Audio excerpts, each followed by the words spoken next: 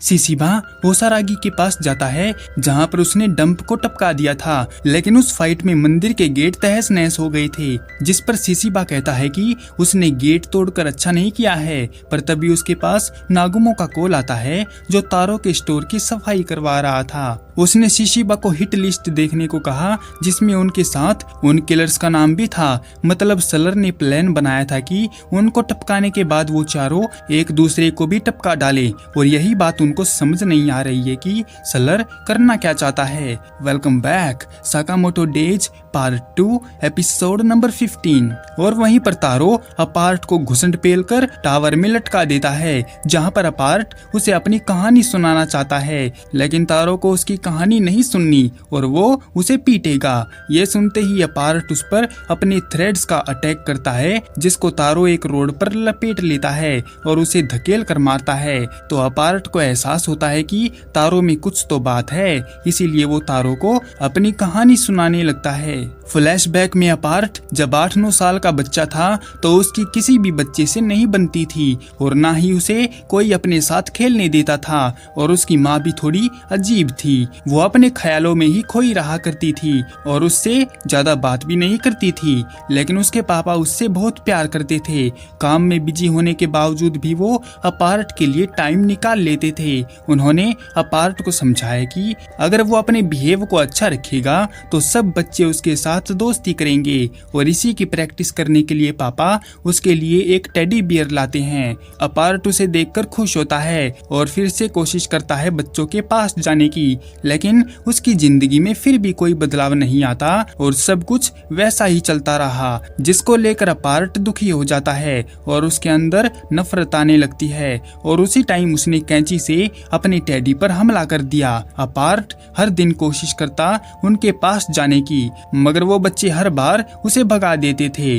तो अपार्ट घर आकर अपना सारा गुस्सा टेडी पर निकाल दिया करता, और अब उसका नेचर किसी साइको से कम नहीं था। एक दिन जब वो पार्क में शांति से बैठा हुआ था तो उसके सामने से एक बिल्ली निकल गई और इसी बात पर उसकी सटक जाती है और वो बिल्ली को टपका देता है। और जब उसके पापा ने ये सब देखा तो वो घबरा गए और अपार्ट को अगले ही दिन डॉक्टर के पास लेकर चले गए, जहाँ पर डॉक्टर ने उसकी सारी रिपोर्ट नॉर्मल बताई। ये सुनकर पापा गुस्सा हो जाता है और डॉक्टर को धमकाने लगता है कि उसका बेटा साइको नहीं है बल्कि उसकी रिपोर्ट में ही गड़बड़ी है।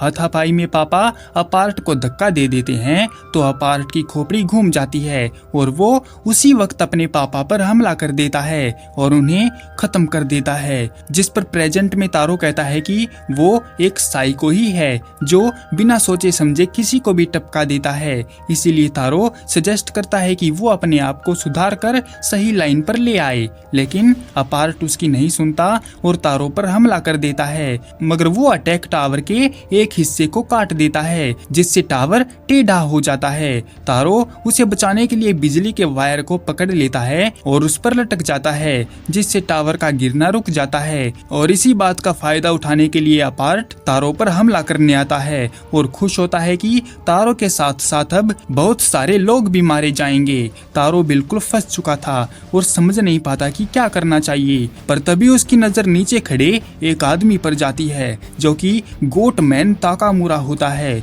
वो अपनी कटाना को निकालते हैं और एक ही स्लैश में टावर के निचले हिस्से को काट देते हैं, जिससे टावर अपनी जगह पर सेट हो जाता है। ताकामुरा अपना काम खत्म करके वहां से टैक्सी पकड़ता है और चला जाता है। तारो को अपना मौका मिल जाता है और वो अपार्ट को घुसंड पेल कर नीचे गिराता है और फिर उसके थ्रेड्स पकड़कर ऊपर फेंकता है और हवा में ही सीढ़ी से उस पर अटैक करता है और फिर एक लात मारकर नीचे गिराता है। अपार्ट गुस्सा होता है कि हर बार उसे ही क्यों हारना पड़ता है, वो ही नफरत का भागीदार क्यों बनता है, जिस पर तारो उसको पकड़ लेता है और उसको सुधरने का एक मौका देता है। तारो अपार्ट को जोर से घुमाता हुआ लिफ्ट में फेंक देता है और घसीटते हुए नीचे ले आता है और ग्रैनी के पास उसके घर ले जाता है। वहाँ पर जब वो बैठे हुए थे तो अचानक से अपार्ट होश में आता है और कहता है कि वो उनकी कोई बात नहीं मानेगा और अपनी दिल की करेगा।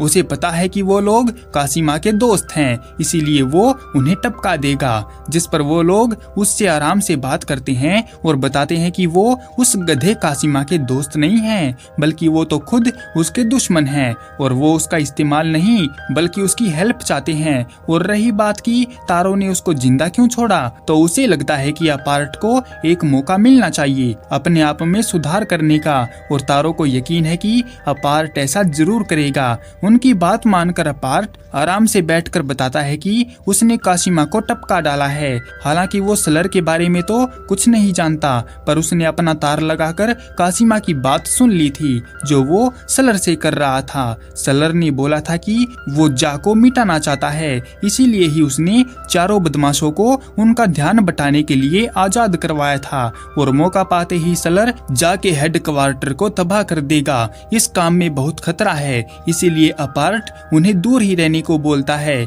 ये सुनकर तारो को लगता है कि वो ऐसे हाथ पर हाथ रखकर नहीं बैठ सकता और सलर के इरादों को नाकाम करने के लिए जाके पास जाएगा। फिर हम जाके हेडक्वार्टर को देखते हैं जिसमें 1000 मेंबर जुड़े हुए हैं, जिनमें से 400 तो प्रोफेशनल किलर हैं, और ये जापान का सबसे बड़ा किलर ऑर्गेनाइजेशन है और कोई भी आकर किसी की भी सुपारी देकर उसको टपकवा सकता है।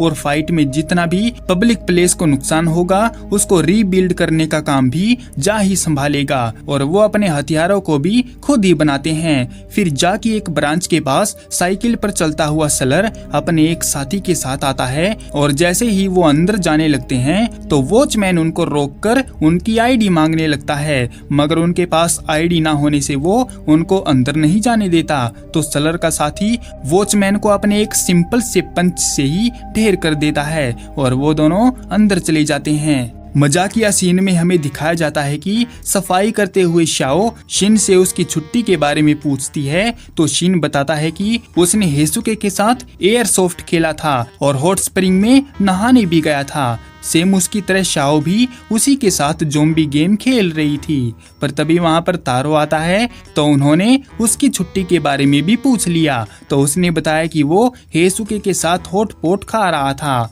सबको हैरानी होती है कि आजकल सभी के सभी हेसुके के साथ वक्त बिता रहे हैं। इतने में ही उन्हें बाहर से आवाज आती है, और जब उन्होंने बाहर जाकर देखा तो हाना भी हेसुके के साथ मजे कर रही थी, और ये देखकर वो पगला जाते हैं कि वो सबका दोस्त कैसे हो सकता है। खैर छोड़ो, सलर अब उस खतरनाक बंदे के साथ मिलकर क्या गुल खिलाएगा और क्या तारो उसको रोक पाएगा, देखेंगे नेक्स्ट एपिसोड में। तब तक के लिए सायोनारा।